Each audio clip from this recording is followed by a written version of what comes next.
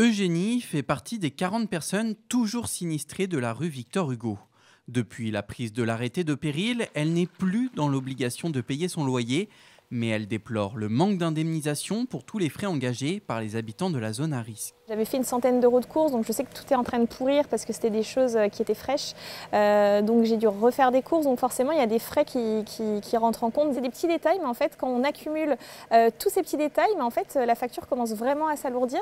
Donc j'espère que de ce côté-là, on pourra quand même avoir une indemnisation. Des frais qui ne peuvent être remboursés par les assurances puisqu'il n'y a aucun dégât matériel. Ces habitants expulsés se retrouvent à devoir racheter des objets du quotidien comme des accessoires de cuisine, du petit électroménager ou encore des vêtements.